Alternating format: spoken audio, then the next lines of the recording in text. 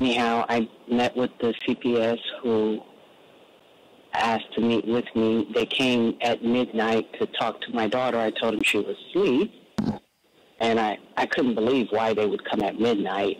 But anyhow, I said, she's asleep. Can we talk in the morning?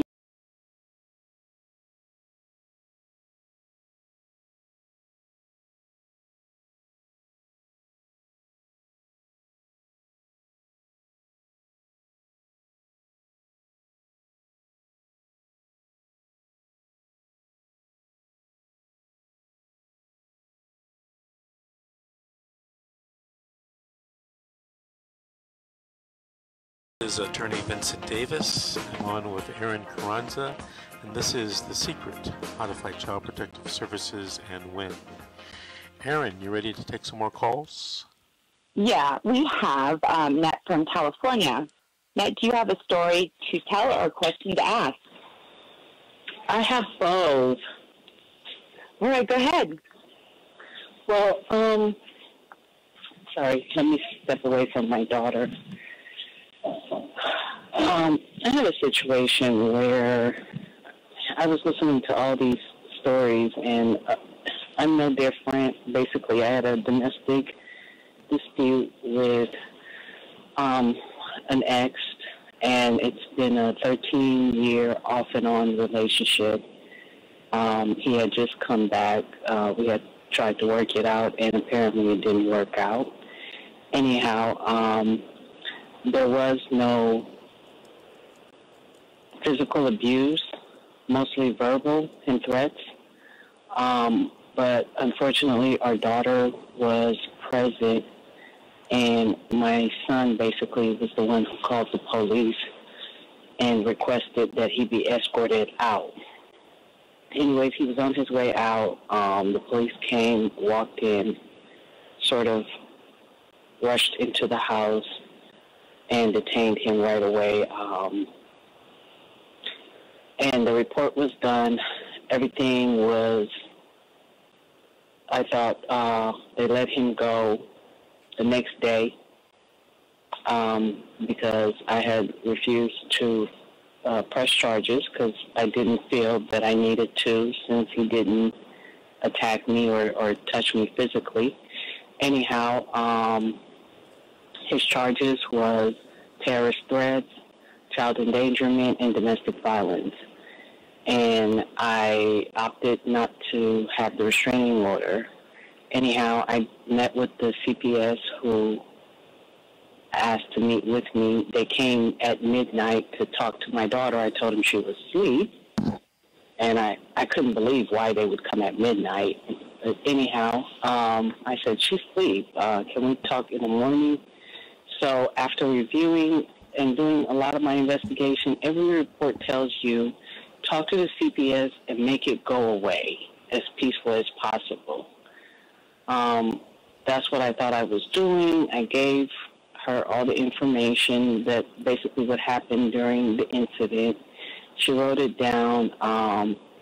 She kept wording everything I was saying incorrectly. So when we ended up having the family plan meeting, I noticed she kept wording it incorrectly, and I corrected her. I said, I'm not signing this until you correct this, because this is not true.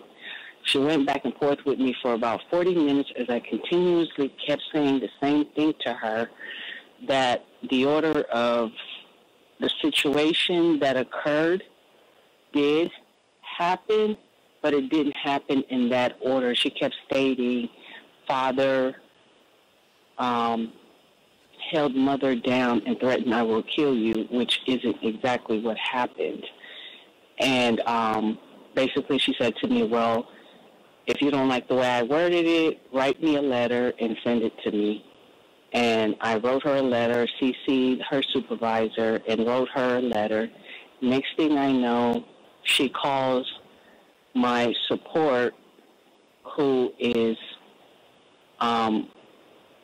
the family support, and tells her, hey, she's changing her story again, and basically I think she's protecting him, blah, blah, blah, and discusses the whole case with her without my consent, even though this woman is my support, supposed to be my family support that I pulled into the case because they said I needed to have someone to support me as part of the safety plan.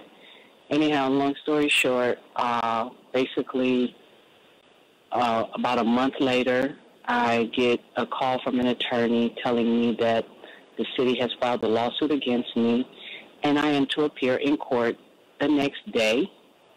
And he basically tells me he asks for my email information, emails me the report, and basically there's 3 pages of, I guess, which would be the initial hearing, of her explaining basically everything that we discussed, including some twisted words and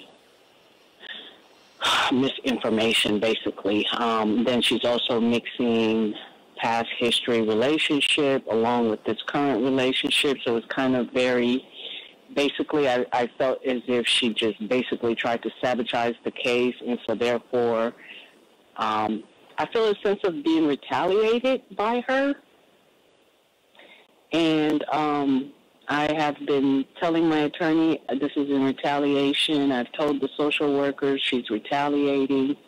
Anyhow, now we are in the trial stage. We did go through the settlement. Settlement was on the 3rd. And the social worker, I guess she was the investigative social worker. The next social worker who met with us felt like, after talking to my daughter and talking to all of us and reviewing all our cases, and I said the same thing to her as well, that I felt retaliated, that that's not what happened. There was no harm. No one was injured. Basically, she made a recommendation that we handled this case out of court and the social workers review our case based on supervised visitation and so on. Now, as far as the father goes, he lost custody. They took his custody, basically, of the threats that he had made. I don't know why he didn't fight it. I'm not sure. Anyhow, I don't understand how my case has went from domestic violence victim to now fighting for my daughter. And basically these claims of abuse, because they say my daughter said my mommy spanked me. Or I'm not sure exactly. Hello? I'm here. Okay. So what is your question? My question is,